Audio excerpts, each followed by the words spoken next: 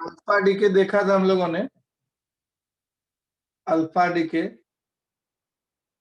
इसमें जो है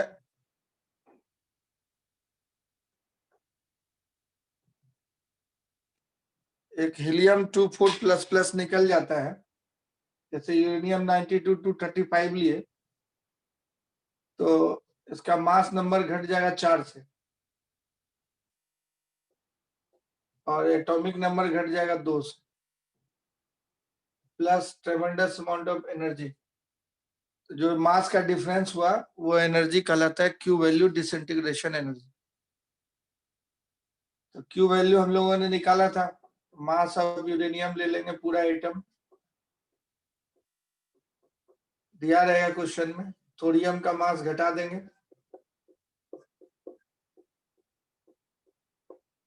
और हीलियम का भी मास घटा देंगे, एटम का घटाना चाहिए था न्यूक्लियस का। तो एटम का मास दिया रहेगा तो उसमें से न्यूक्लियस का मास निकाल के घटाइएगा। तो हम लोग देखे थे एटॉमिक मास के टर्म में भी लिखेंगे तो इलेक्ट्रॉन वाला मास कट ही जाता था दोनों तरफ से, इनटू 931.5 मेगा इलेक्ट्रॉन वोल्ट, इतना एनर्जी क्यू वैल्यू का है, इसको क्यू वैल्यू बोलते हैं। तो पेरेंट का न्यूक्लियस का मास ज्यादा है, और ये जो प्रोडक्ट का न्यूक्लियस बना है ये डॉटर एलिमेंट कहलाता है, और ये हीलियम है, इसका टोटल मास कम है इसके मास। उसी मास डिफरेंस के इक्विवेलेंट एनर्जी, इसी मास डिफरेंस के इक्विवेलेंट एनर्जी को क्यू वैल्यू बोलते हैं। ये अल्फा डीके प्रोसेस कहलाता है।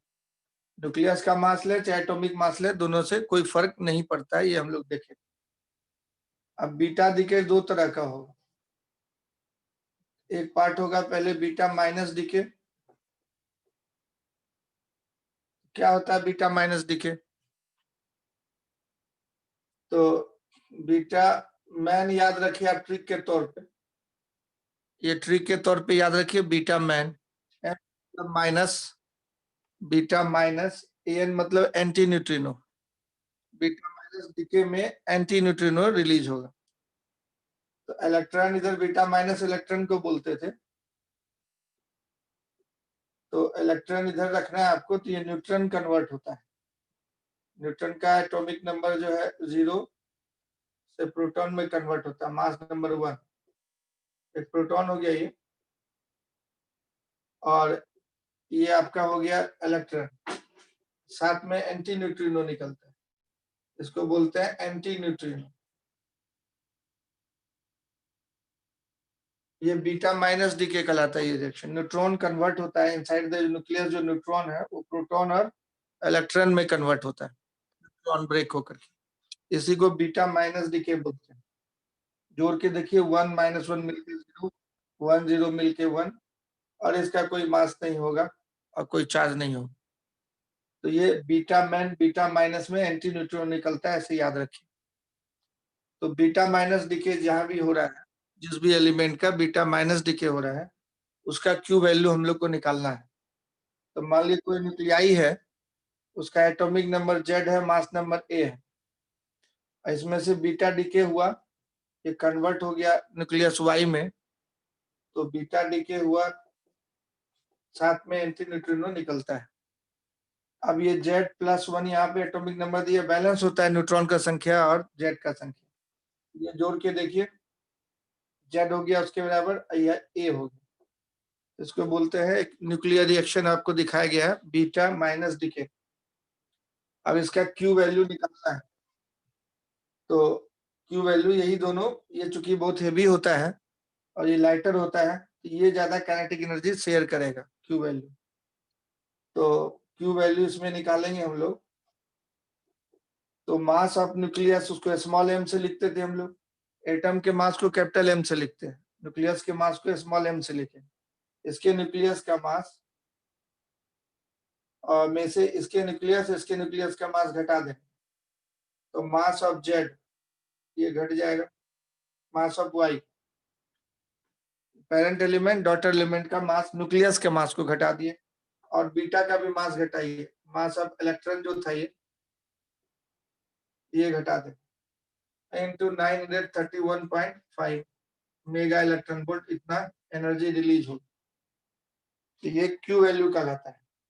अब इसको एटॉमिक मास में अगर हम लोग कन्वर्ट करें, न्यूक्लियस का मास है, ये न्यूक्लियस का मास है, याद रखिएगा। स्मॉल एम न्यूक्लियस के लिए हम बार बार बोले थे, न्यूक्लियस के लिए यूज करें। ये इलेक्ट्रॉन का मास, एक इलेक्ट्रॉन का मास आपको पता है। इसको अगर एटॉमिक मास, इसके एटम का मास क्वेश्चन में दे देगा तो क्या कीजिएगा? एटम मास में से इलेक्ट्रॉन का मास घटाना होगा। जेड एटॉमिक नंबर है तो जेड इलेक्ट्रॉन का मास घटाना होगा। तो जरा घटा के देखते हैं कैसा इक्वेशन आता है। उसको सब्ट्रैक्ट करके देखते हैं। अगर क्वेश्चन में न्यूक्लियस का मास नहीं दिया, एटम का मास दे दिया, तो क्या करेंगे इसको? तो इस केस में क्यू वैल्यू जब निकालेंगे हम लोग, एक बार चेक करते हैं। एटॉमिक मास देगा तो क्या फॉर्मूला में कुछ चेंजिंग आएगा क्या? तो ये मास ऑफ न्यूक्लियस है। Mass of nucleus equal to mass of atom और माइनस, इसमें जेड इलेक्ट्रॉन थे तो Z into mass of electron, ये घट जाएगा। Mass of electron, Z into mass of electron, mass of electron, ये घट जाएगा। फिर वाई वाले का एटम का मास एम, कैपिटल एम लिखते हैं। Z plus one atomic number है, एटॉमिक मास। इसमें से इलेक्ट्रॉन का मास घटाना होगा। इसमें से घटाएंगे तो ये माइनस पहले से तो प्लस हो जाएगा, या ऐसे करके ब्रैकेट करके घटाइए। Z plus one into mass of electron, Z plus one into mass of electron घटाइए। तो ये हो गया आपका इसके न्यूक्लियस का मास।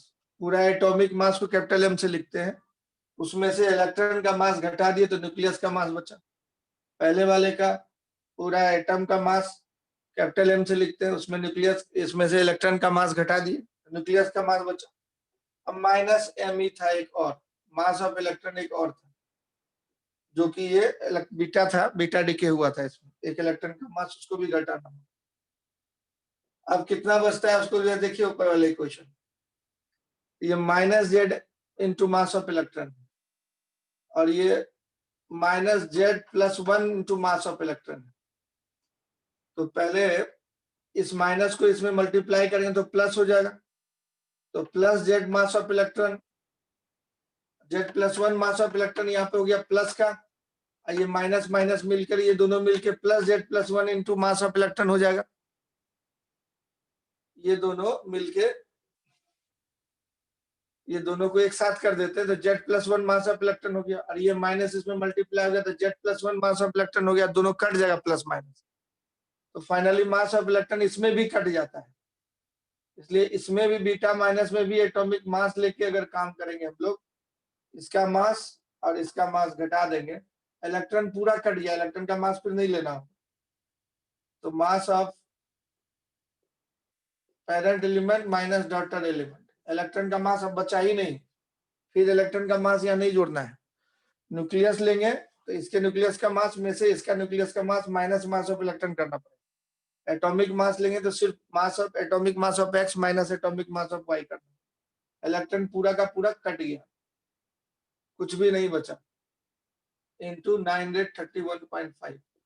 तो ये केयर करना है, एक्स का मास माइनस वाई का मास करके भी कर सकते हैं एटॉमिक मास कर, क्यू वैल्यू निकालने के लिए जब देगा तो। अभी हम लोग क्यू वैल्यू कुछ क्वेश्चन में करने वाले हैं, ये तब तक फॉर्मूला खाली लिख दिया है बीटा माइनस डीके का, इसको याद रखिए। अब नेक्स्ट दूसरा डीके होता है, तो ये डीके कब होगा?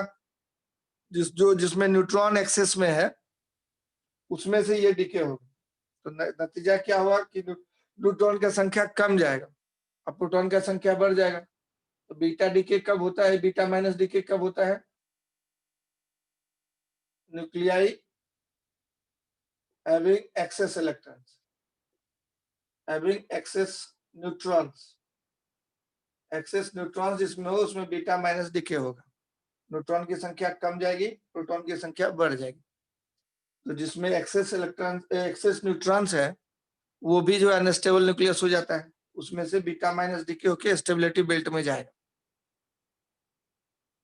दूसरा है बीटा प्लस डीके, दूसरा है बीटा प्लस डीके, इसको नोट कर लिया, नोट कर लिए? स्टेबिलिटी पाने के लिए अल्फा बीटा गामा डीके होता है। तो बीटा डीके में क्या कहानी है वो आपको दिखाया गया। अब बीटा प्लस डीके देखते हैं क्या होता है। तो जिसमें एक्सेस प्रोटॉन होगा, प्रोटॉन कन्वर्ट हो जाता है न्यूट्रॉन इलेक्ट्रॉन। एक्सेस प्रोटॉन होने से कूलम्बिक रिएक्शन बढ़ जाएगा। तो दूसरा होता है बीटा प्लस डीके। किसमें होगा भाई? तो nuclei having excess proton, shows beta decay. Unstable nuclei having excess proton show beta plus decay. तो बीटा प्लस डीके क्या होगा? तो beta minus beta man trick बताए थे आपको, एंटी न्यूट्रिनो निकलता है, इसमें एंटी न्यूट्रिनो नहीं निकलता। ये प्रोटॉन कन्वर्ट होता है न्यूट्रॉन में और एक पॉजिट्रॉन में, यही बीटा प्लस डीके। साथ में न्यूट्रिनो निकलता है, इसको न्यूट्रिनो बोलते हैं। न्यूक्लियर के अंदर में रिएक्शन होता है वीक फोर्स।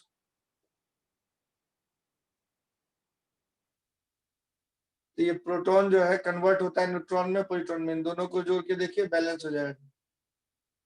तो जिसमें एक्सेस प्रोटॉन है वो कन्वर्ट हो जाता है इसमें। जैसे मान लीजिए कोई न्यूक्लियस है, इसमें जेड एटॉमिक नंबर है और मास नंबर ए है, उसमें से बीटा प्लस डीके हुआ, वाई में कन्वर्ट हुआ। तो बीटा प्लस डीके का मतलब हो गया पॉजिट्रॉन, इसको बोलते हैं +1 0। इसका सिंबल ये हुआ बीटा का, बीटा प्लस का। तो पॉजिट्रॉन निकल, तो ये हो जाएगा Z-1, एटॉमिक नंबर एक घट जाएगा, मतलब प्रोटॉन की संख्या कम हो जाएगी और मास नंबर वही रहेगा। इसलिए प्रोटॉन की संख्या कम हो गई तो न्यूट्रॉन का संख्या इसमें A-Z है, Z घटाए तो N बचा, इसमें अब N+1 बचेगा। तो प्रोटॉन का संख्या कम गया, न्यूट्रॉन का संख्या बढ़ जाएगा। A में Z घटाए तो N बचा, A में Z से एक कम घटाएंगे तो एक ज्यादा न्यूट्रॉन बचेगा।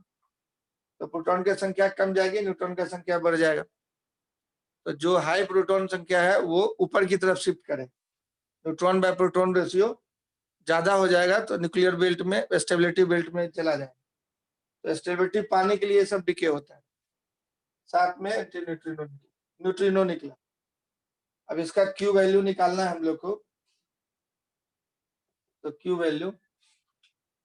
वैल्यू निकालने के लिए जो है न्यूक्लियर मास लेना पड़ेगा इसका। तो न्यूक्लियर मास का सिंबल स्मॉल m से लिख रहे हैं, parent element, minus nuclear mass of daughter element, y को डॉटर एलिमेंट बोल रहे हैं, माइनस ये पॉजिट्रॉन का मास इलेक्ट्रॉन का मास सेम होता है, तो मास ऑफ वन पॉजिट्रॉन होगा इनटू 935, इतना एमयू आएगा। एक एमयू को एनर्जी यूनिट में कन्वर्ट करेंगे तो 931.5 मेगा इलेक्ट्रॉन वोल्ट पर सी स्क्वायर होता है। तो mc स्क्वायर लिखते हैं, वो सी स्क्वायर से स्क्वायर कट जाता है। ये एनर्जी है, तो ये मास का डिफरेंस, रिएक्टेंट माइनस प्रोडक्ट के मास का डिफरेंस इनटू सी स्क्वायर लिखते हैं, mc स्क्वायर। अब जो है इतना एएमयू में ये होगा, एएमयू एक एमयू को बोलते थे 931.5 mega electron volt divided by C square, तो सी स्क्वायर से स्क्वायर कट जाता है, इतना एनर्जी आ जाता है। अब इसको अगर एटॉमिक मास में बदले तो इसको टोटल मास कैपिटल एम लिख देंगे, इसमें से जेड इलेक्ट्रॉन का मास घटाना पड़ेगा, तब एटॉमिक मास में से इलेक्ट्रॉन का मास हटा दिए तो न्यूक्लियस का मास बचा। इसमें से वाई वाले में से भी ये Z-1 था, तो यहाँ Z-1 हो जाएगा इनटू मास ऑफ इलेक्ट्रॉन, इसमें से भी घटा दिए तो ये न्यूक्लियस का मास हो गया। ये न्यूक्लियस का मास और ये एटॉमिक मास, पूरे एटम का मास है इंक्लूडिंग न्यूक्लियस, एटॉमिक मास। ये भी capital M atomic mass represent करता है और small M nuclear mass represent करता है। न्यूक्लियर मास है और वो एटॉमिक मास। अब उसके बाद इसका मास जो है घटाना पड़ेगा, तो ये इसमें था Z-1, Z-1 कर दिया। इसका मास जो है पॉजिट्रॉन इलेक्ट्रॉन का मास सेम ही होता है। अब देखिए ये कटता है क्या, इलेक्ट्रॉन का मास कट गया क्या? तो जरा देखते हैं एक बार कटता है कि नहीं कटता है। वो कट गया कि नहीं कटा वो देखिए। इधर वाला तो ये माइनस के साथ जुड़ जाएगा, तो Z+1 me जाएगा mass of electron, Z+1 mass of electron हो गया।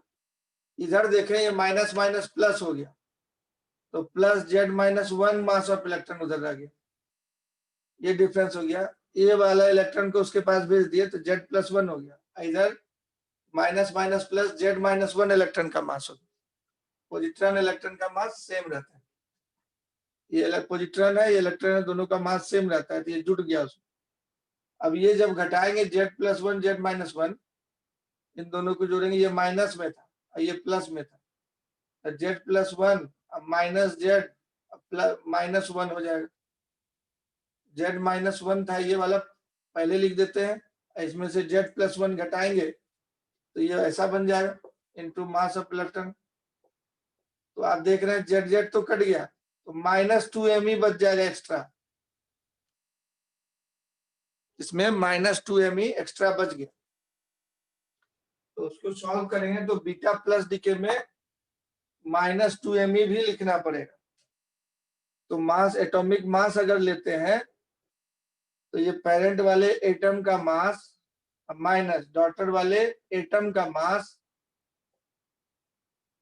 डॉटर वाले एटम का मास, अब -2 me हम लोग को करना पड़ा मास ऑफ इलेक्ट्रॉन इंटू C² करना पड़ेगा, मतलब C² इतना mu में था ये, उसके equivalent 931.5 mega electron divided by C² cut गया, इतना बच जाएगा।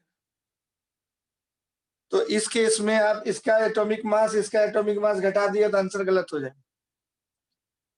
तो हम लोगों ने देखा था कि अल्फा डीके में न्यूक्लियर मास लेके चले या एटॉमिक मास लेके चले कोई फर्क नहीं पड़ा। बीटा माइनस डीके में भी एटॉमिक मास लेके चले XY का, चाहे न्यूक्लियर मास लेके चले, कोई फर्क नहीं पड़ा। इसमें क्या हो जा रहा है, इसमें फर्क पड़ जा रहा है। न्यूक्लियर मास में इसका न्यूक्लियर का मास, इसका न्यूक्लियस का मास घटा दिए, उसमें से पॉजिट्रॉन का मास घटा दिए, मतलब बीटा प्लस को घटा दिए, इंटू 931.5 मेगा इलेक्ट्रॉन वोल्ट किए।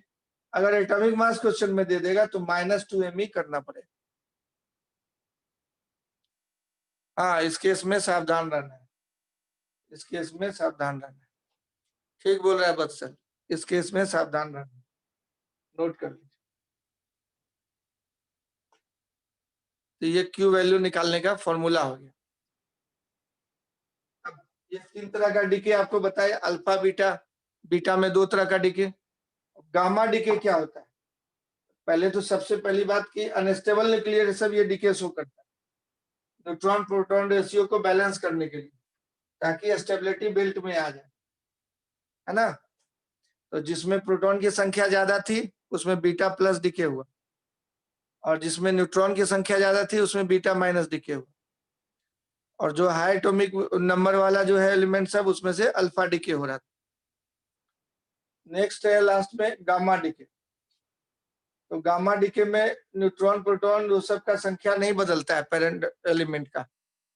इसमें क्या होता है, न्यूक्लियर हाई लेवल से लो लेवल में ट्रांजिशन होता है ना। इसमें से कुछ भी नहीं निकलेगा, बीटा में He2 4++ निकल गया था, इसमें से जो है बीटा माइनस अल्फा में He2 4++ निकल गया था, और बीटा डीके में इलेक्ट्रॉन निकला, पॉजिट्रॉन निकला।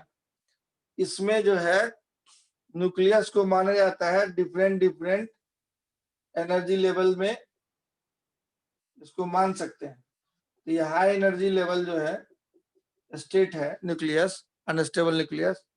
तो ये लो एनर्जी स्टेट में आने के लिए जो है इसके इंटरनल ट्रांजिशन होता है, न्यूक्लियॉन्स का अरेंजमेंट होता है, तब यहाँ से एनर्जी निकलता है। इसी एनर्जी को बोलते हैं इलेक्ट्रोमैग्नेटिक वेव निकलता है गामा। तो न्यूक्लियस हाई एनर्जी स्टेट से लो एनर्जी स्टेट में, हाई एनर्जी स्टेट से लो एनर्जी स्टेट में अपने आप को शिफ्ट करता है, तो इलेक्ट्रोमैग्नेटिक रेडिएशंस निकलते हैं, उसको बोलते हैं गामा रे। इसमें प्रोटॉन और न्यूट्रॉन की संख्या नहीं बदलेगी, जितना था न्यूक्लियस में प्रोटॉन और न्यूट्रॉन उतना ही रहेगा। तो in this case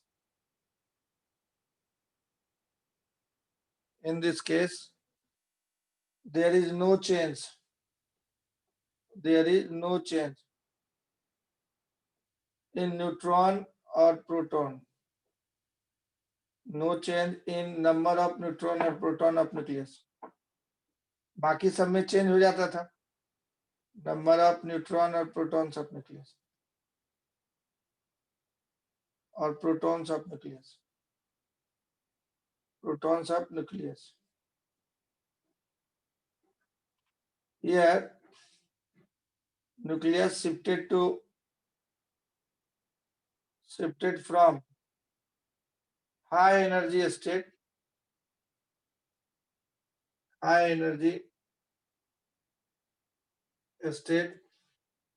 to low energy state, to lower energy state, and emits gamma radiation.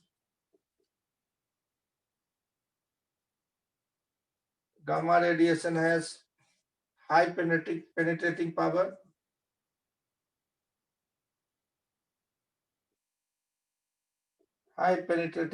and low ionizing power, and low ionization power.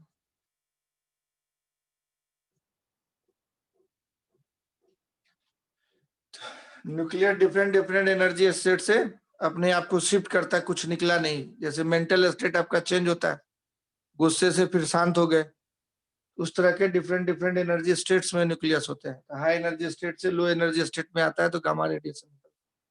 इसमें से कुछ एलिमेंट बाहर नहीं निकला, कुछ इलेक्ट्रॉन या प्रोटॉन बाहर नहीं निकला, उसको बोलते हैं गामा डीके। गामा डीके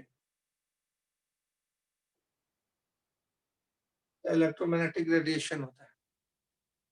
और एक और स्टेबिलिटी पाने के लिए एक और तरीका होता है न्यूक्लियर स्टेबिलिटी पाने के लिए, उसको बोलते हैं इलेक्ट्रॉन कैप्चर रिएक्शन।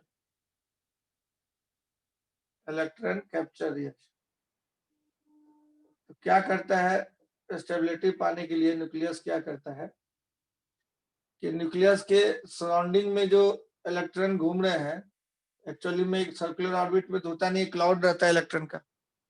इसके सराउंडिंग में जो नियरेस्ट ऑर्बिट में है इलेक्ट्रॉन, उसमें से कभी कभी क्या करता है, एक इलेक्ट्रॉन को झपट लेता है या खींच लेता है, कैप्चर कर लेता है।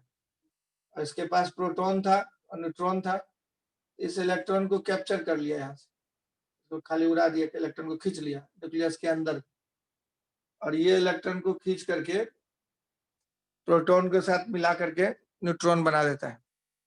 तो जिसमें एक्सेस प्रोटॉन है, पॉजिटिव चार्ज का भरमार लगा हुआ है, इसे नियरेस्ट ऑर्बिट में से इलेक्ट्रॉन को खींच करके और अपने प्रोटॉन के साथ मिक्स करके न्यूट्रॉन बना देता है। in some situation या in some cases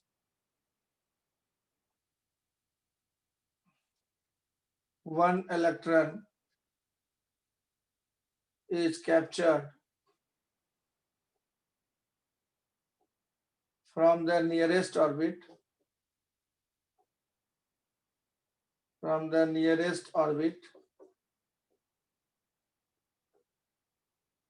by the nucleus, and this electron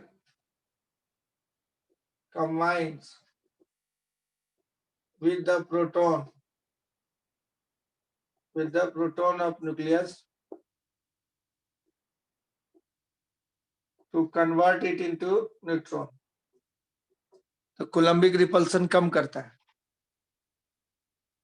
into neutron। Note कर लिए इसको जल्दी से, फटाफट नोट कर लिया। नीचे वाला गामा डीके वाला मिटा दें।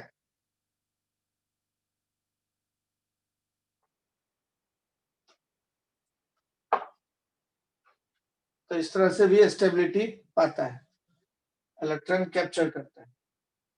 के सेल में से कैप्चर किया, इसलिए के कैप्चर रिएक्शन भी बोलते हैं, है ना। के सेल से कैप्चर करता है इसलिए के कैप्चर रिएक्शन। इलेक्ट्रॉन कैप्चर और के कैप्चर, ये के सेल, नियरेस्ट सेल तो के ही सेल होगा। तो क्या करता है, उधर से जो इलेक्ट्रॉन है उसको कैप्चर कर लेता है, अब प्रोटॉन के साथ मिक्स करके एक न्यूट्रॉन बनाता है, और साथ में न्यूट्रिनो निकलता है। जैसे कोई न्यूक्लियाई एलिमेंट है Z, एटॉमिक मास A है, एक इलेक्ट्रॉन को कैप्चर कर ले और बन जाएगा Y, Z-1, A वही रहेगा प्लस न्यूट्रिनो निकले। इस रिएक्शन को बोलते हैं इलेक्ट्रॉन कैप्चर रिएक्शन। इस रिएक्शन को बोलते हैं इलेक्ट्रॉन कैप्चर रिएक्शन। इसका Q वैल्यू आपको निकालने के लिए बोले तो कैसे निकालेगा? तो nuclear mass of X plus nucleus mass of electron, mass of electron को सीधा सीधा एम लिख देते हैं या ब्रैकेट में करके डाल सकते हैं। उसमें से घटा देंगे हम लोग Y का मास। इसके बाद ये तो मासलेस है, mass of nuclear mass of ये Y इंटू सी स्क्वायर, मतलब 931.5। ऐसे Q वैल्यू इसका निकाल सकते हैं।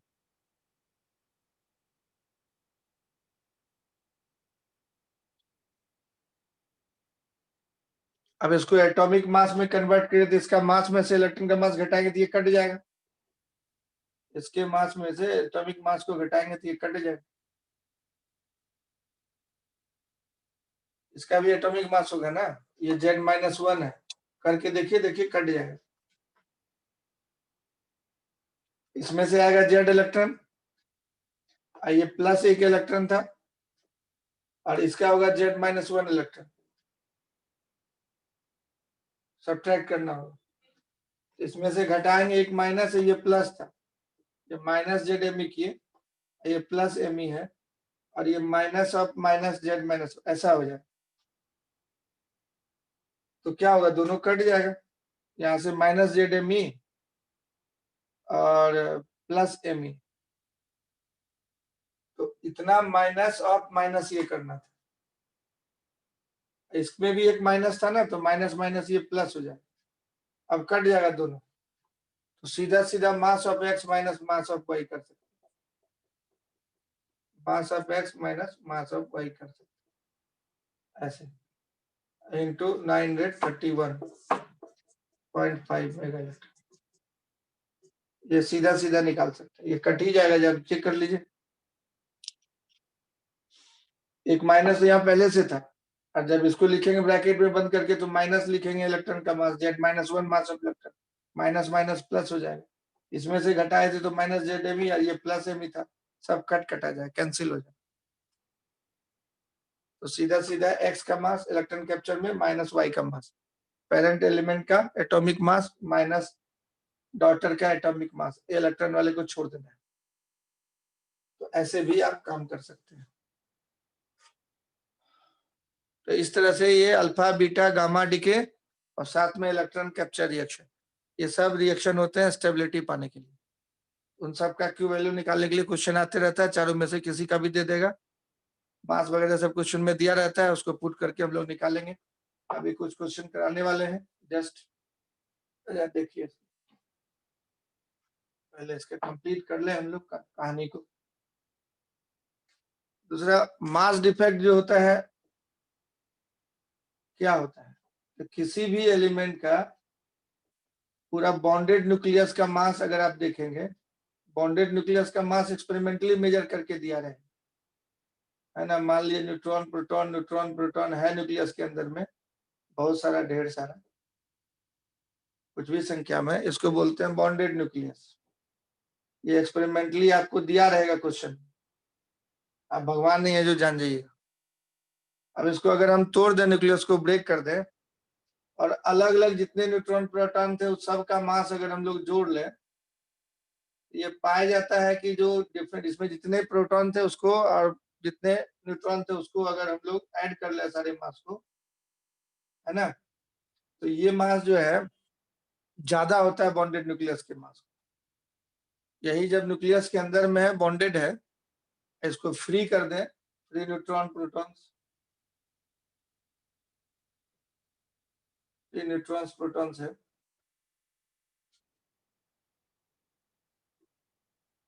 सेम इन नंबर है, तो ये आप देखिएगा कि इसका जो मास होता है, इसका वाला का मास ज्यादा होता है, तो टोटल मास इसका इसका मास को हम लोग m डैश बोले, इसके मास को m बोले, तो m डैश बड़ा होता है m से, m डैश बड़ा होता है m से। इसी के मास डिफेक्ट को इसी के मास के डिफरेंस को मास डिफेक्ट बोलते हैं। इसी को क्या बोलते हैं? Mass defect. तो ऐसा लिख लीजिए इसके लिए फॉर्मूला। मान लीजिए कोई न्यूक्लियस है,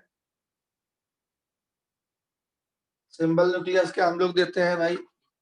मान लीजिए कोई न्यूक्लियस है, जेड एटॉमिक नंबर है, मतलब जेड एटॉमिक नंबर, ए मास नंबर और n न्यूट्रॉन का संख्या।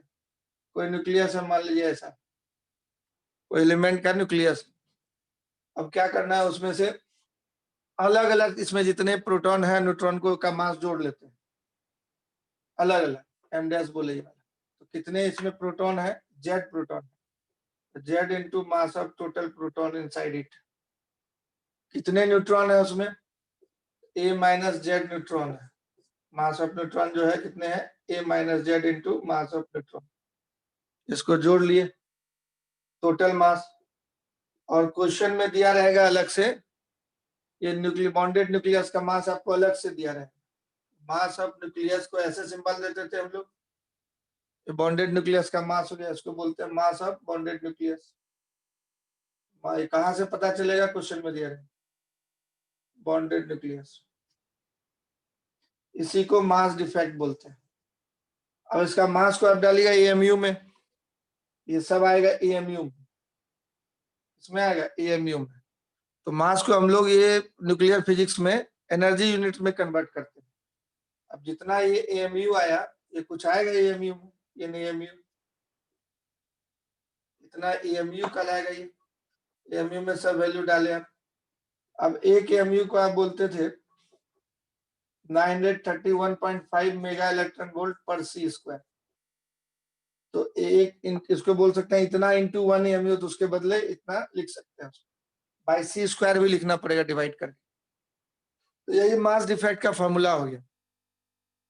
मास ऑफ बॉन्डेड न्यूक्लियस को घटा दिए, इसमें न्यूक्लियस में जितने न्यूट्रॉन प्रोटॉन थे सबको अलग अलग जोड़ लिए, तौल लिए, और बॉन्डेड न्यूक्लियस को तौल लिए, घटा दिए। तो जो मास में डिफरेंस है वो कहलाता है मास डिफेक्ट। समझ में आया ये कहानी? मास डिफेक्ट किसको बोलते हैं? यस और no?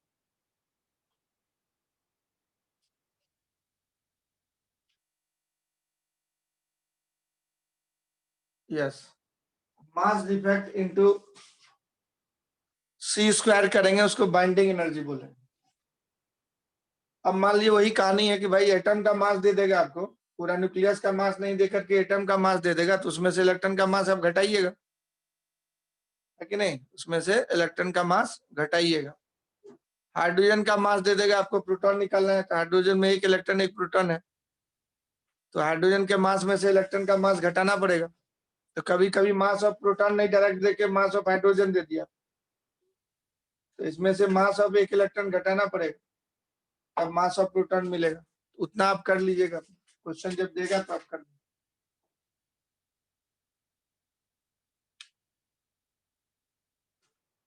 Binding energy, binding energy नाम से ही क्लियर है कि न्यूक्लियस में जितने न्यूक्लियॉन्स हैं, मतलब प्रोटॉन और न्यूट्रॉन, उसको तोड़ने के लिए, फ्री करने के लिए जितना एनर्जी आपको देना पड़ेगा, या फिर फ्री न्यूट्रॉन्स प्रोटॉन्स है उसको बॉन्डेड न्यूक्लियस में कन्वर्ट किया तो एनर्जी रिलीज होगा, तो जितना एनर्जी रिलीज होगा उसको बाइंडिंग एनर्जी बोलेंगे। या किसी बॉन्डेड न्यूक्लियस में आप एनर्जी सप्लाई कीजिए तब वो फ्री होगा न्यूट्रॉन और प्रोटॉन, उसको बोलेंगे बाइंडिंग एनर्जी। एनर्जी सप्लाई करना पड़ेगा। It is the energy required, amount of energy required, amount of energy required to free the nucleons, free the nucleons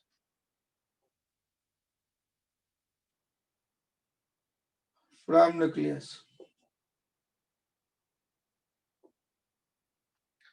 तो ये न्यूक्लियस है, बॉन्डेड न्यूक्लियस है, प्रोटॉन न्यूट्रॉन होगा इसमें कुछ संख्या में, पता नहीं कितना है, जैसा न्यूक्लियस वैसा प्रोटॉन से। इसमें कुछ बाइंडिंग एनर्जी आप दीजिएगा, प्लस बाइंडिंग एनर्जी आप दिए, ये फ्री हो जाएगा।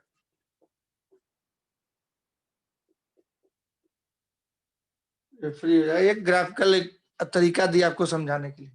न्यूक्लियस में एनर्जी बाइंडिंग एनर्जी को बराबर देंगे टूट जाएगा न्यूक्लियस। तो इसका मतलब बाइंडिंग एनर्जी निकालने का मतलब हुआ आपको इसका एनर्जी निकाल दीजिए माइनस इसका एनर्जी। तब इसका मास माइनस इसका मास इंटू सी स्क्वायर करने से बाइंडिंग एनर्जी निकलेगा। मतलब मास डिफेक्ट इंटू सी स्क्वायर करेंगे तो निकलेगा। तो बाइंडिंग एनर्जी का मतलब हो गया आपका फॉर्मूला बोले तो इसका एनर्जी। तो इसका एनर्जी कैसे निकालते हैं? इसका पूरे का मास अगर हम लोग मान लीजिए एम डैश बोले, इसका पूरे का मास एम बोले तो एम डैश माइनस एम, इसका एनर्जी एम डैश इंटू सी स्क्वायर बोलते हैं, M C square Einstein theory से, वो एम सी स्क्वायर हो गया। यही बाइंडिंग एनर्जी होगा। तो M dash minus M into सी square. M dash minus M को अभी आपको बताए थे मास डिफेक्ट बोलते हैं। इसको क्या बोलते हैं? Mass defect. मास डिफेक्ट निकालने के लिए अभी आपको सिखाए। तो मास डिफेक्ट निकाल लिए तो सी स्क्वायर कर, दोनों के मास का डिफरेंस। तो मास डिफेक्ट कैसे निकालेंगे? तो जितने फ्री वाले जितने नंबर ऑफ प्रोटॉन थे, कोई न्यूक्लियस अगर ऐसा है तो इस सिंबल को लेके चले, इसमें जेड प्रोटॉन है तो Z into mass of proton plus A minus Z into mass of neutron. ये हो गया फ्री वाले का। अब माइनस बॉन्डेड न्यूक्लियस का जो है, जो भी जितना भी मास था बॉन्डेड न्यूक्लियस का वो घटा लेंगे तो ये मास डिफेक्ट हो जाएगा। एएमयू में आएगा, इतना एएमयू इंटू सी स्क्वायर करना होगा। अब एक एएमयू को हम लोग बोलते हैं 931.5 mega electron volt by C square. तो ये सी स्क्वायर उसमें से कट जाए। समझ में आया? मास डिफेक्ट में एएमयू होता है तो इसको मास डिफेक्ट इंटू एक एएमयू बोलेंगे। एक एएमयू को लिखे 931.5 mega electron by C square into इसमें सी स्क्वायर भी करना तो इसका सी स्क्वायर कट जाएगा, इसमें सी स्क्वायर नहीं लिखना। मास डिफेक्ट अगर लिखते खाली इसको तो यह डिवाइडेड बाय सी स्क्वायर लिखना पड़ता। इसमें चूंकि सी स्क्वायर से मल्टीप्लाई हुआ कट गया, तो यही हो गया बाइंडिंग। इनफैक्ट न्यूमेरिकल वैल्यू दोनों का सेम आ जाएगा। मास डिफेक्ट को भी इसी तरीके से लिखते हैं, खाली डिवाइडेड बाय सी स्क्वायर लिखना है यूनिट में। बाइंडिंग एनर्जी को भी इसी तरीके से लिखते हैं, डिवाइडेड बाय सी स्क्वायर नहीं लिखना है। समझ में आई ये बात?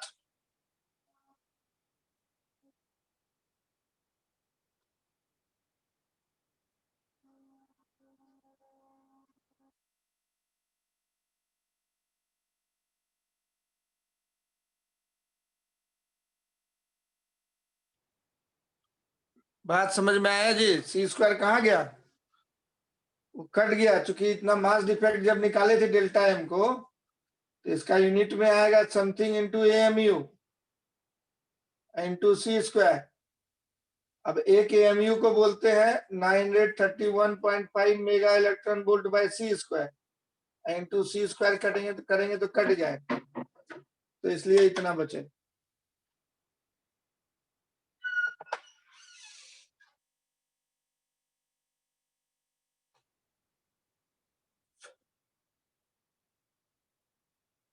चलिए तब इसमें थोड़ा क्वेश्चन हम लोग कर लेते हैं, जितना अभी तक आप पढ़े। यही न्यूक्लियर रिएक्शंस थे स्टेबिलिटी पाने के लिए, इतने तरह के क्वेश्चंस इसमें रहेंगे। इसके बाद हम लोग तब फिर रेडियो एक्टिविटी को देखें। देखिए थोड़ा सा फिशन फ्यूजन सब बाद में देखेंगे, इस पे थोड़ा सा क्वेश्चन देख लेते हैं हम लोग। कुछ मास डिफेक्ट बाइंडिंग एनर्जी ये सब निकालने के लिए आप थोड़ा सा क्वेश्चन देख लीजिए, है ना? तो कुछ आइडिया आपको मिल जाए क्या करना पड़ता है, क्या लिख रहे हैं। जैसे देखिए क्वेश्चन है,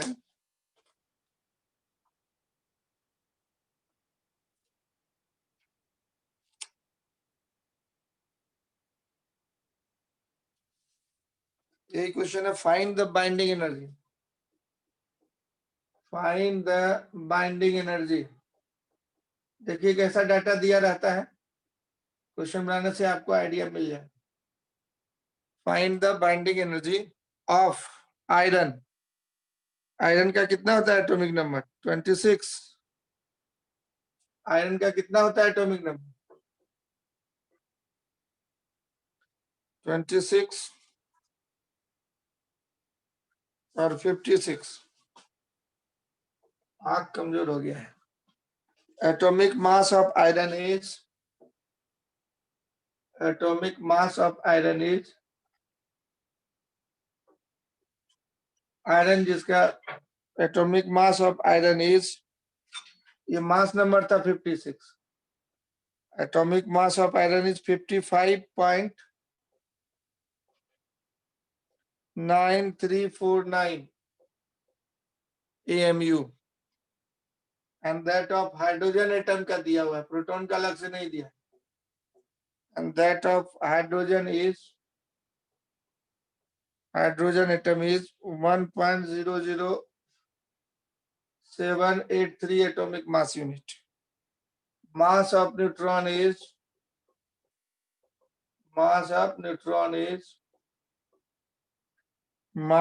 neutron is equal to 1.00867 unit.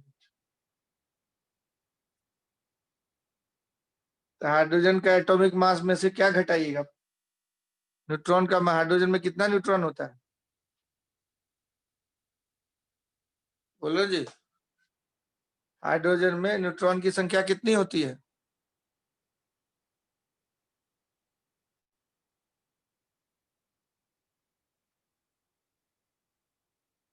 अबे प्रतीक बोल रहा है 1 न्यूट्रॉन की संख्या न्यूट्रॉन हाइड्रोजन में न्यूट्रॉन की संख्या बत्सल बोल रहा है 0 कैसे हो गया एक बोल रहा था 1 एक बोल रहा है 0 न्यूट्रॉन नहीं है हाइड्रोजन के पास 0 अभी सही किया 0 इलेक्ट्रॉन नहीं पूछ रहे थे तो 0 होता है तो 0 होता है तो जो हाइड्रोजन का मास होगा वही प्रोटॉन का मास हो जाए चलो निकालो इसको बना दो बाइंडिंग एनर्जी निकालो आयरन का पूछ रहा है ये जो था तुम्हारा X2656 है इसी को ना बोलता है ZA न्यूट्रॉन हो जाएगा 56 में से 26 घट जाएगा तो 30 हो Z हो गया 26 ये हो गया 56 proton neutron atom mass number सब मालूम है तुम अब बाइंडिंग एनर्जी निकालना है तो बाइंडिंग एनर्जी के लिए क्या बोलता था formula mass defect into 931.5 mega electron volt कितना मास है इसमें प्रोटॉन का मास पहले फ्री इलेक्ट्रॉन प्रोटॉन और न्यूट्रॉन का मास बोलिए m इंटू ये जो है कितना है 26 है तो z into 26 into mass of proton आपको लिखना है न्यूट्रॉन यहाँ निकाल ही लिए हम डायरेक्ट तो 30 इंटू मास ऑफ न्यूट्रॉन लिखना है और उसमें से न्यूक्लियस का मास घटा देना है तो आपको दिया हुआ है आयरन यही देखिए एटॉमिक मास ऑफ आयरन दिया हुआ है ना ये न्यूक्लियस का मास नहीं दिया है एटॉमिक मास ऑफ आयरन दिया हुआ है क्या दिया हुआ है एटॉमिक मास ऑफ आयरन तो माइनस मास ऑफ न्यूक्लियस चाहिए ये आयरन न्यूक्लियस का मास चाहिए इसमें से इलेक्ट्रॉन का मास घटाना पड़ेगा इंटू सी स्क्वायर तो मतलब 931.5 मेगा इलेक्ट्रॉन अब जो जो डाटा आपको दिया है सब इसमें डालते जाइए और निकाल के हमको बताइए क्या आता है डाटा आप डालिए जो आपको चाहिए वो डालिए है क्वेश्चन में दिया हुआ है कि नहीं दिया हुआ है सो देखिए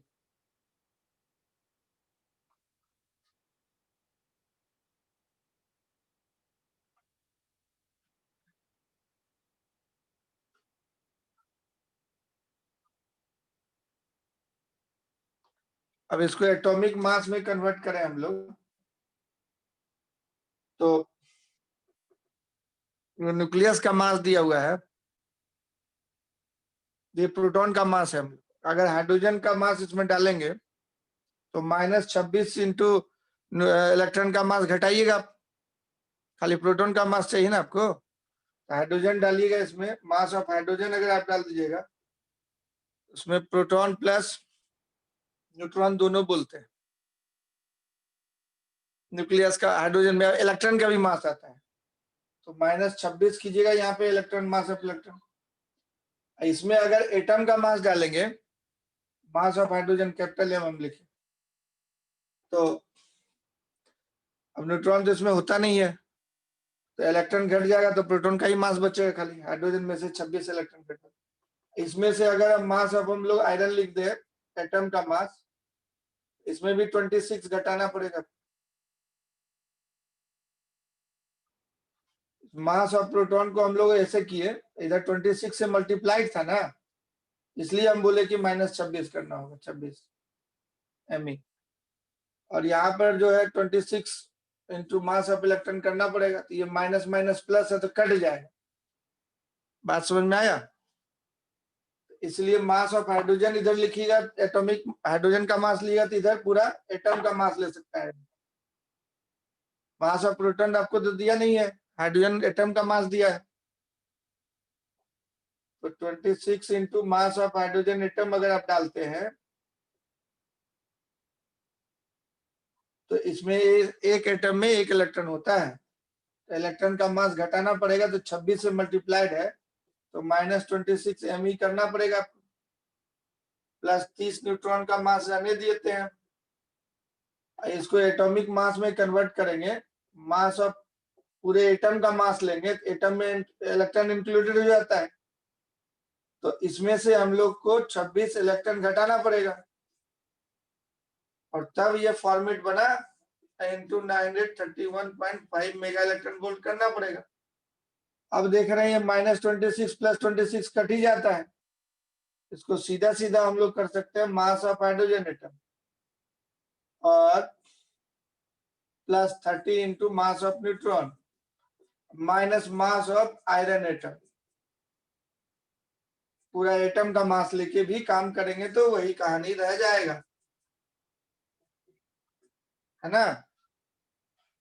तो अब जो मास दिया आप सीधा सीधा डाल दीजिए, इसमें काम हो जाएगा। तो क्वेश्चन बनाने से ये सब पता चल रहा है। आपको चाहिए था प्रोटॉन, तो प्रोटॉन का मास मतलब हाइड्रोजन का मास कर लिए, तो उसमें से इलेक्ट्रॉन भी इंक्लूड हो जाता है। प्रोटॉन खाली चाहिए था, पूरा एटम डाल दिया आप, मास ऑफ हाइड्रोजन एटम डाल दिए, ऐसे कैपिटल एम इसका सिंबल दे देते, मास ऑफ हाइड्रोजन एटम डाल दिया। तो एक एटम में एक इलेक्ट्रॉन था, तो इसमें से एक इलेक्ट्रॉन घटा, उधर 26 से मल्टीप्लाई है तो -26 कर दिए, तो खाली प्रोटॉन का मास बच गया यहाँ पे। ये this is equal to this too, ये वाला और ये वाला सेम चीज है, ये वाला और ये वाला सेम चीज है, इसमें जितने थे इलेक्ट्रॉन घटा दिए। समझ में आ रहा है? कुछ तो बोलो हाँ या ना, तब ना आगे बढ़ेंगे। समझ में आया जी कैसे किए? अब हाइड्रोजन का मास दिया हुआ है तुमको, यस 1.00783 एटॉमिक मास यूनिट। अब तुमको सब डाटा दिया है तुम्हारे सुविधा अनुसार। न्यूट्रॉन का मास दिया हुआ है, न्यूट्रॉन का मास कितना दिया था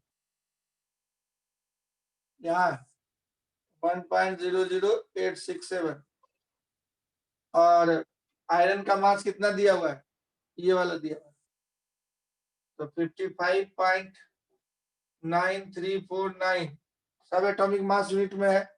यू वाला टर्म यहाँ आएगा, एक यू को इससे मल्टीप्लाई कर देंगे तो मेगा इलेक्ट्रॉन वोल्ट में कन्वर्ट। अब इसको सॉल्व कर लो, जो आएगा सो आंसर। अब इसमें एडिशन सब्ट्रैक्शन करना है तो उसमें भी तुम आलस करेगा तो दिक्कत है। एडिशन सब्ट्रैक्शन तुम बचपन से जानता है, इसको मल्टीप्लाई करो, जोड़ो, इसको घटाओ, और एक आध डिजिट तक नहीं करना, एकदम लास्ट तक करना, कुछ छोड़ नहीं देना है। कितना डिजिट तक है? 1 2 3 4 5 डिजिट तक है सब, तो तुम 5-6 डिजिट तक कैलकुलेशन करेगा, नहीं तो अपना दिमाग लगाए तो फिर सब तो समझ लेना, सब तब एक ही हो जाएगा, तो इसको छोड़ देगा, सब एक ही हो जाते हैं। बाकी जगह फिजिक्स में, मैकेनिक्स में तो इसको सबको 1 बोल देते थे, यहाँ अलग अलग है, न्यूक्लियर फिजिक्स पढ़ रहा है। कण कण का, एक कण का मास बहुत ज्यादा हो जाता है, उसके इक्विवेलेंट एनर्जी ज्यादा हो जाए, उसको छोड़ नहीं सकते। दूसरा क्वेश्चन देखो, बाइंडिंग एनर्जी समझ गए, तो दूसरा क्वेश्चन एक और देखो, calculate the Q value. Question है calculate the Q value,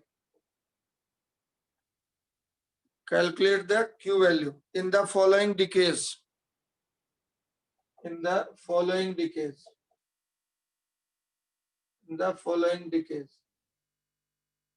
number A, तो पहला वाला दिया है ऑक्सीजन है, एटॉमिक नंबर तुम जानता ही है, ये मास नंबर 19 वाला ऑक्सीजन है, उससे फ्लोरीन में कन्वर्ट हो रहा है, और प्लस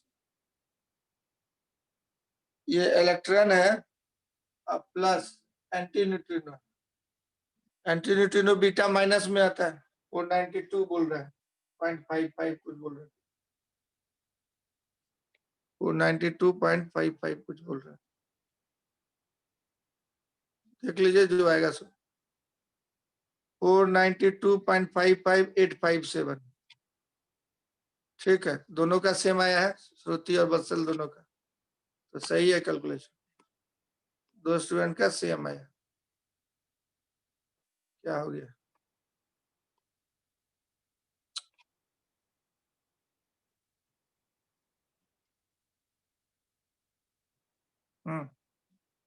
दो स्टूडेंट का सेम आया है, और भी था कुछ बोला था, ठीक है सही है। Next, calculate the Q value in the following decays. तो ये एंटी न्यूट्रिनो है, बीटा माइनस डिके, तो इसका मतलब ये इलेक्ट्रॉन होगा। नंबर बी, दूसरा है एल्यूमिनियम दिया हुआ है, और एल्यूमिनियम यहाँ पे 26 है, और सिर्फ मैग्नीशियम 25 एटॉमिक मास, या मास नंबर 25, प्लस एक पॉजिट्रॉन है और एक न्यूट्रिनो, इसमें क्यू वैल्यू निकालना है। तो दिया हुआ atomic masses are as follows. देखिए एटॉमिक मास दिया हुआ, न्यूक्लियर मास नहीं दिया हुआ question, are as follows, word पे ध्यान दीजिएगा, ये एटॉमिक मास दिया हुआ है क्वेश्चन में, हम लिख रहे हैं एटॉमिक मास दिया हुआ है क्वेश्चन में, है ना, ये सब दिया रहेगा क्वेश्चन में एटॉमिक मास।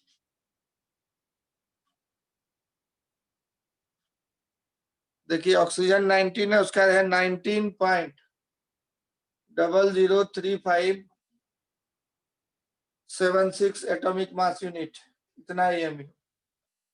फ्लोरीन का दिया हुआ है 18.998403 एटॉमिक मास यूनिट। फिर एल्यूमिनियम का दिया हुआ है, एल्यूमिनियम का दिया हुआ है, एल्यूमिनियम का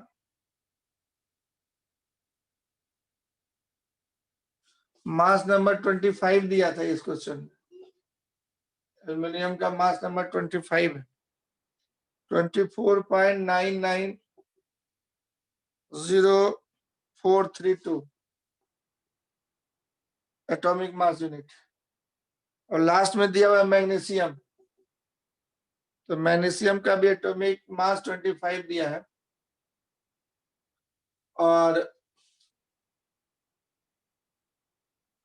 है ना, और उसका 24.985839, ऐसा ही डाटा दिया रहता है, इसी तरीके से डाटा दिया रहता है, और कुछ नहीं है, बस आपको काम करना ही है, आपकी किताब का क्वेश्चन है, ऐसी बात सॉल्व कीजिए, इसी तरह का डाटा दिया हुआ। Calculate the Q value in the following decays.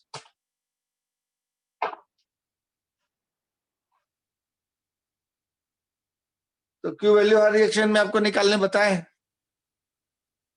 एक का बता दिया पहला वाला 4.8186 मेगा इलेक्ट्रॉन वोल्ट। सॉल्यूशन पहला वाला देखिए कौन सा डिके है, ये इलेक्ट्रॉन है, बीटा माइनस डिके हो गया। अब बीटा माइनस डिके में क्या बताए थे कि मास नंबर ले सकते हैं आप, ये एक्स हुआ ये वाई हुआ, दोनों का डिफरेंस, तो बीटा माइनस डिके में जो है हो जाएगा क्यू वैल्यू पहला वाला केस के लिए। तो मास, एटॉमिक मास ऑफ ऑक्सीजन, लेना चाहिए था न्यूक्लियर मास, लेकिन हम लोग सीख चुके हैं, पढ़ लिए थे, उसे घटा देते हैं एटॉमिक मास को भी, तो कोई फर्क नहीं पड़ता। into 931.5 mega electron, beta minus decay में ऐसा हो जाए। कैसे उसको बैलेंस करके देखिए, आपको समझ में आएगा कि इलेक्ट्रॉन है, ये आयरन है। आयरन का एटॉमिक नंबर कितना लेते हैं आप? आयरन का 26 आयरन का एटॉमिक नंबर, और वो इलेक्ट्रॉन है। हाँ? ये आयरन नहीं है, आयरन नहीं होगा तो फ्लोरीन होगा। नहीं, ऑक्सीजन है तो फ्लोरीन होगा, आयरन नहीं होना चाहिए, बैलेंस नहीं होगा। गलती से लिखा गया मेरे से, ये फ्लोरीन है। क्या है? फ्लोरीन।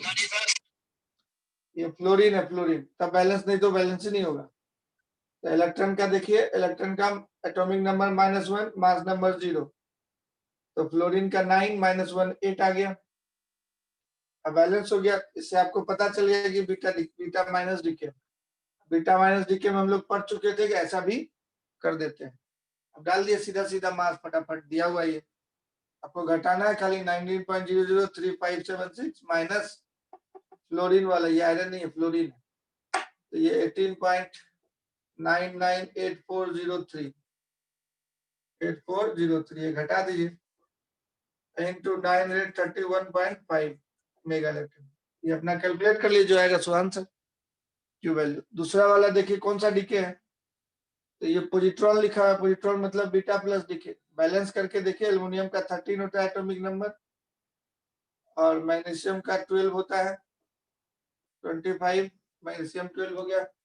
पोजिट्रॉन का मास नंबर जो है 0, एटॉमिक नंबर +1, न्यूट्रिनो निकला है। बैलेंस करके देखिए, बैलेंस हो गया।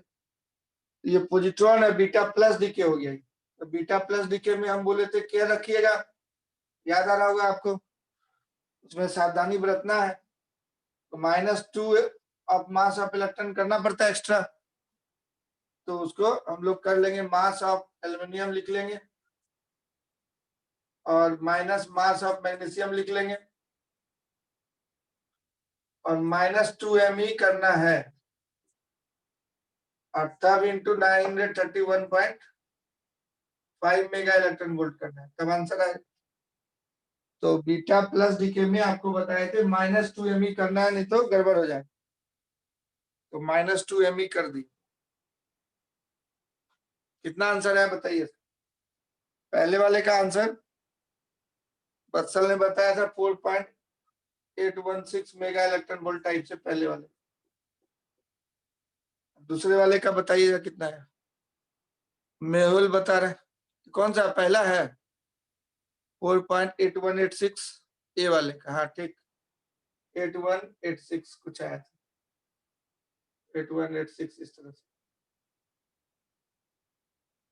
818 ठीक है। दूसरे वाले का आंसर, दूसरे वाले का आंसर, इलेक्ट्रॉन का मास भी घटाना पड़ा। अब यहाँ पे दूसरे वाले में दिक्कत है कि इलेक्ट्रॉन का मास ही नहीं दिया हुआ आपको, है ना, ये भी लग रहा है। इसलिए जब पहला दिन आपको पढ़ाए थे तो उसमें बोले थे कि बेटा याद रखना, भूल न जाना, 0.00055 एटॉमिक मास यूनिट इलेक्ट्रॉन का मास बताए थे, याद होगा। देखो यहाँ पे एक चीज नहीं दिया, इलेक्ट्रॉन का मास। अब जो नहीं ध्यान दिया है पहला दिन के क्लास का, इलेक्ट्रॉन प्रोटॉन और न्यूट्रॉन का मास बोले थे, याद रखना है एमयू में कम से कम। और मेरी बात को सुना, उड़ा दिया होगा तो यहाँ फंस जाएगा, इलेक्ट्रॉन का मास ढूंढते रह जाएगा, कहाँ से ढूंढेगा एमयू में। तो इतना लिखना हो, 0.00055, तो वो अपने से लिख के मल्टीप्लाई करो तो आंसर आ जाएगा। इलेक्ट्रॉन का मास डाटा में नहीं दिया होता।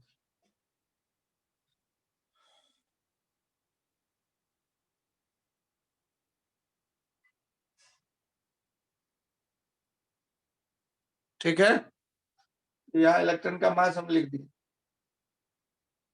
उसको याद रखना। कितना आया आंसर बताइए, कितना आंसर आया बताइए।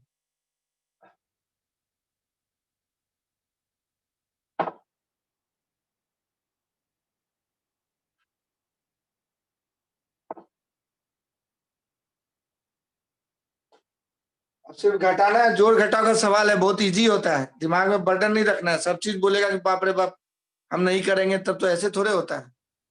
जोड़ घटा फटाफट करो तुम। इससे आसान सवाल क्या होगा धरती पे जी?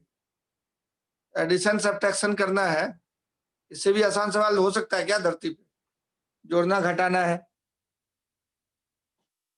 3.766045 3.766035 ऐसा जो है आया, तो सबका ही आया।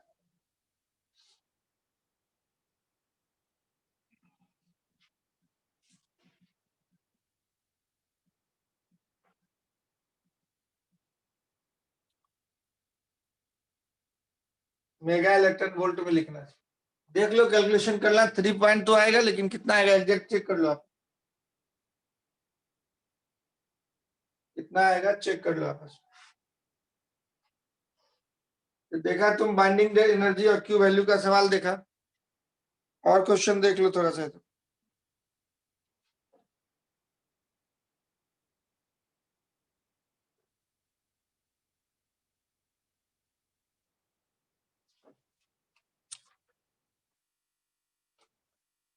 क्वेश्चन जो देखो,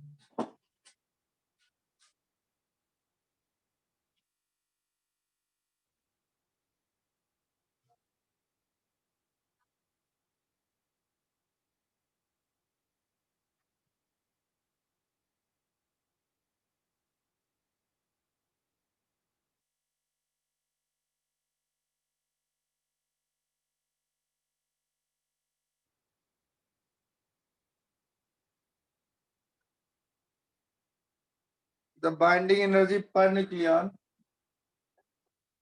the binding energy per nucleon, binding energy per nucleon, the binding energy per nucleon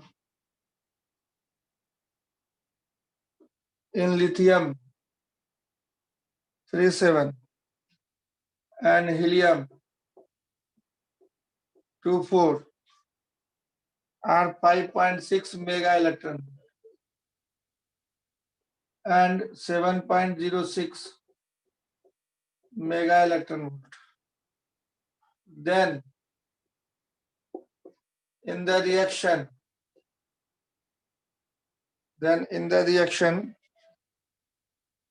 a proton plus lithium 37 is twice of helium 24. ये 3 1 4 हो जाएगा। प्रोटॉन का मास नंबर 1, एटॉमिक नंबर 1 बोलते हैं 4, 2 4 हो गया और 8 बैलेंस हो गया। ठीक। The energy of P in the reaction, the energy of P, the energy of proton पूछ रहा है। तो किसी भी न्यूक्लियर रिएक्शन में मोमेंटम कंजर्वेशन, एनर्जी कंजर्वेशन हम लोग करते हैं, तो उसी चीज को ध्यान में रख के आपको निकालना है। Energy of P must be number A 28.24 mega electron volt, number दूसरा 17.28 मेगा इलेक्ट्रॉन वोल्ट, नंबर तीसरा 1.46 mega electron volt,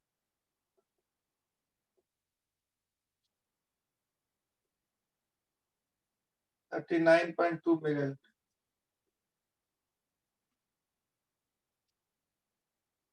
binding energy per nucleon जो है, जिसका ज्यादा होता है उसका स्टेबिलिटी ज्यादा होता है।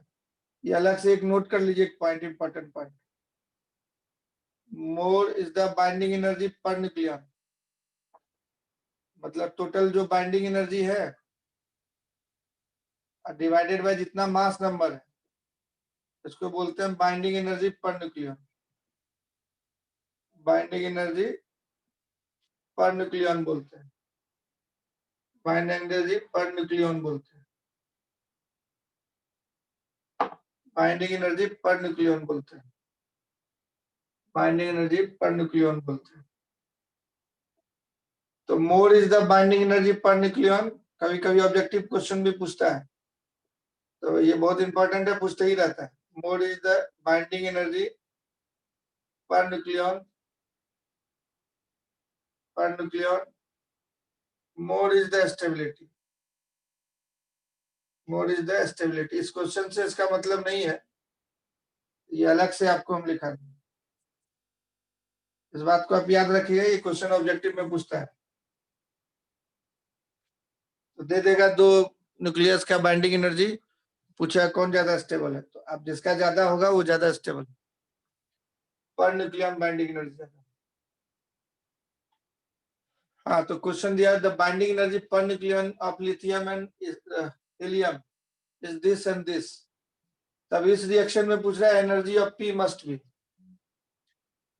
एनर्जी कंजर्व रहता है, ये बात बताए ना तुमको, कंजर्वेशन ऑफ एनर्जी लगा के उसको निकालो पी का। कौन सा ऑप्शन है?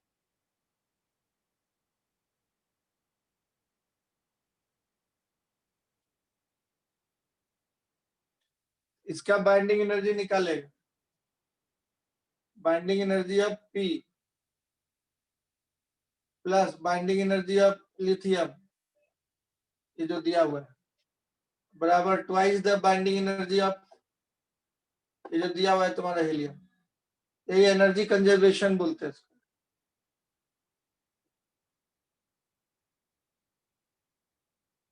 न्यूक्लियर रिएक्शन में एनर्जी कंजर्व रखते हैं, मोमेंटम कंजर्व। तो ये तुमको दिया था बाइंडिंग एनर्जी पर न्यूक्लियन, मतलब डिवाइडेड बाय मास नंबर, उसमें मास नंबर से सबका मल्टीप्लाई करो तो बाइंडिंग एनर्जी आते जाएगा। इसमें रख के सॉल्व कर दो, पी का निकल जाएगा। यही पी का बाइंडिंग एनर्जी निकलना।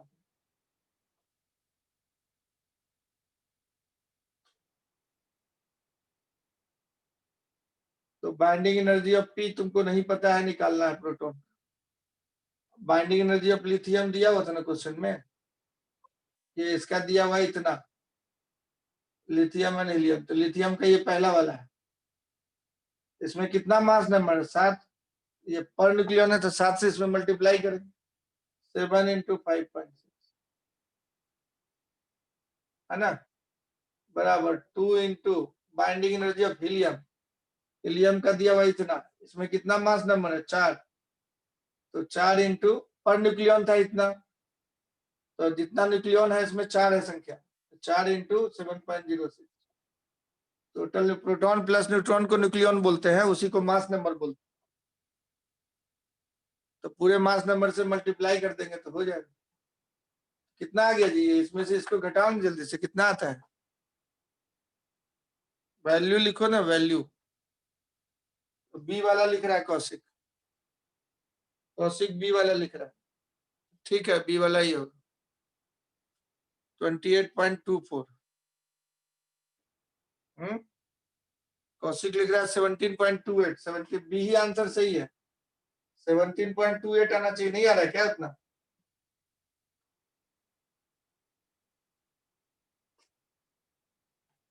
यस, तो बी वाला ही आंसर। ये 2 से मल्टीप्लाई भी करना है ना, 4 है, 2 गो था 2।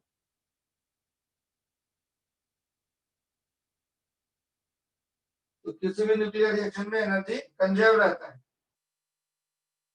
किसी भी न्यूक्लियर रिएक्शन में एनर्जी कंजर्व रहता है।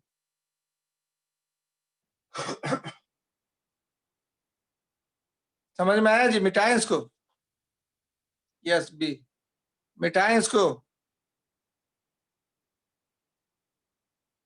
यस, तो इस तरह से आप इसके क्वेश्चन को और बनाना शुरू कीजिए। आप पूरा इस चैप्टर को और आगे बढ़ाते हैं हम। ये न्यूक्लियर डीके का कहानी था, स्टेबिलिटी के बारे में था, न्यूक्लियर से स्टेबिलिटी के बारे में। और वही रेडियो एक्टिविटी जो है, इसी में है radioactivity, first order reaction. तो radioactive DK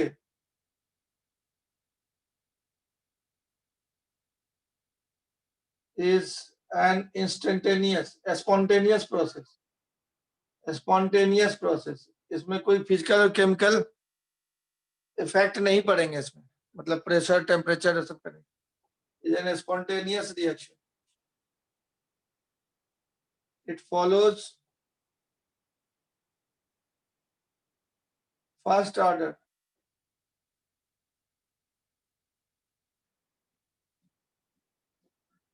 kinetics reaction. तो काइनेटिक्स, केमिकल काइनेटिक्स आप पढ़े थे, फर्स्ट ऑर्डर रिएक्शन। तो वही एकदम सेम टू सेम है। तो मान लिया कि शुरुआत में कोई सैंपल है आपका, उसमें टोटल नंबर ऑफ मॉलिक्यूल्स जो है n0 है 0 टाइम।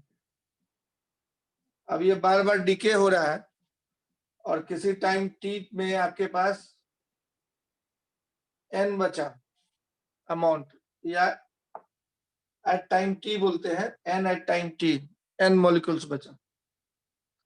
थोड़ा सा टाइम और लेंगे तो यहाँ पे और घट जाएगा, तो n प्लस dn लिख देते हैं।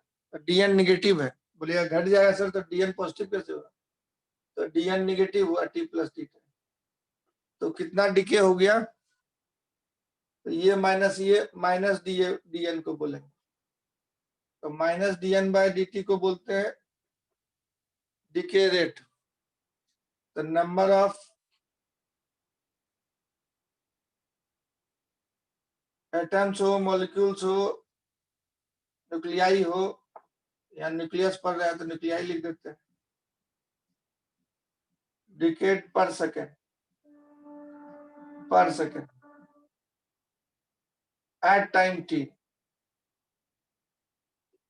तो ये फर्स्ट ऑर्डर रिएक्शन कहता है कि ये जो नंबर ऑफ ये dt टाइम में माइनस dn से ये माइनस ये किया तो माइनस dn हुआ, dn खुद निगेटिव है तो ये पॉजिटिव हो जाएगा, dn लेस देन 0 होगा, घट जाएगा ना तो निगेटिव होगा dn। ये dn निगेटिव होगा तभी घटेगा यहाँ पे, तभी ये कम होगा। तो ये फर्स्ट ऑर्डर रिएक्शन कहता है minus dn by dt is directly proportional to amount of nucleus present at time t। तो t टाइम में जो प्रेजेंट था उसके प्रोपोर्शन में होता है। amount of nucleus present at time t, number of nuclei decade per second at time t is proportional to number of nuclei present at time t। अब इस माइनस dn बाई dt को बोलते हैं probability constant होता है, तो lambda n, lambda को बोले डीके कांस्टेंट या डिसइंटीग्रेशन कांस्टेंट, डीके कांस्टेंट और डिसइंटीग्रेशन कांस्टेंट, डीके कांस्टेंट या डिसइंटीग्रेशन कांस्टेंट।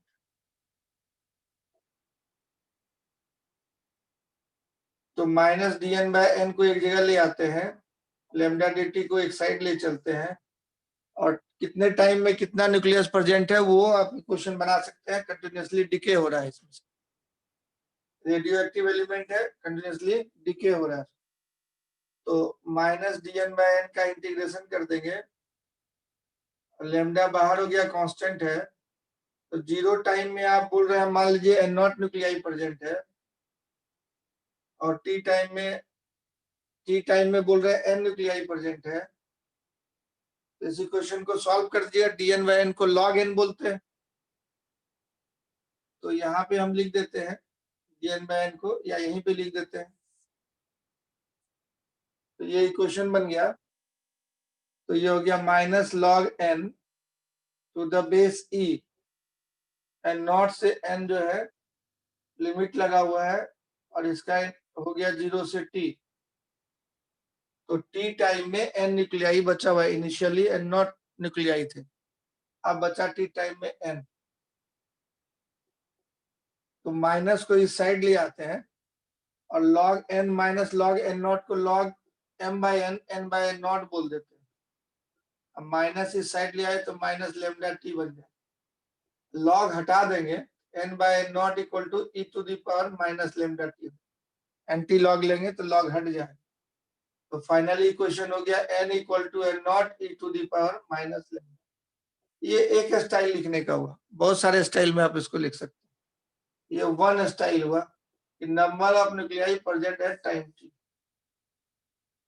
इनिशियली मान लिए नॉट न्यूक्लियस थे, उसमें से जो है न्यूक्लियॉन्स थे, बार बार डिके हो रहा है। तो टी टाइम के बाद मान लीजिए कि एन न्यूक्लियस बचा, और थोड़ा टाइम हुआ तो और थोड़ा सा डिसइंटीग्रेट कर गया।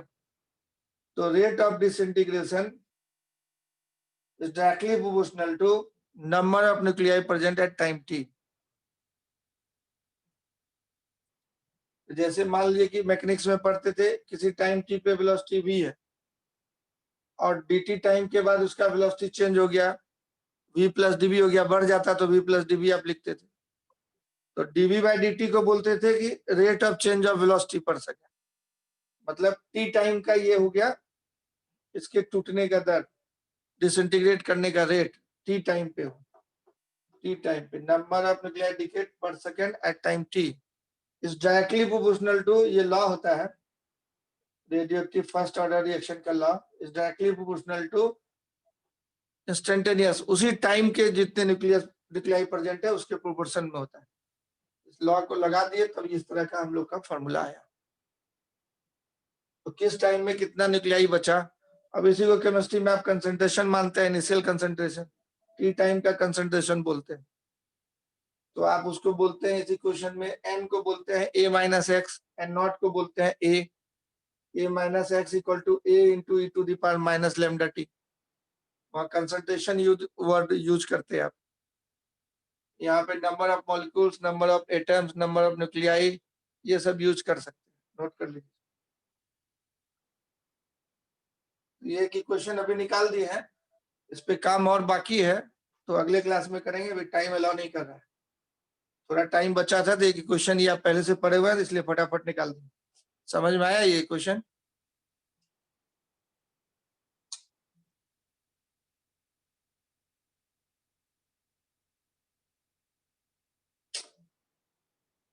यस, नोट कर लिए, इस पे आप क्वेश्चन बनाना शुरू कर दिए, चूंकि आप केमिकल काइनेटिक्स में बनाए हुए हैं इसलिए आप इस पे क्वेश्चन बनाना शुरू कर दीजिए, बन जाएगा। नेक्स्ट क्लास में हम करेंगे आगे।